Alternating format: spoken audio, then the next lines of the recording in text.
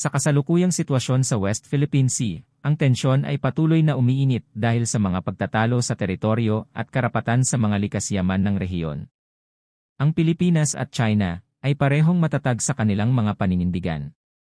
Ang Pilipinas, na may mga batayan sa ilalim ng international law, lalo na ang United Nations Convention on the Law of the Sea, UNCLOS, ay naninindigan sa kanilang soberanya at karapatan sa Exclusive Economic Zone, EEZ, at mga natural na yaman sa West Philippine Sea.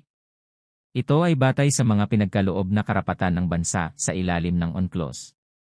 Sa kabilang banda, ang China ay nagpapakita ng pagsasabuhay ng kanilang historical claims sa rehiyon na batay sa kanilang interpretasyon ng kasaysayan at mga kasaysayan ng kanilang bansa. Ipinapahayag ng China ang kanilang dominasyon sa ilalim ng Nine-Dash Line, na kumakatawan sa malawak na saklaw ng kanilang teritoryo sa West Philippine Sea at South China Sea.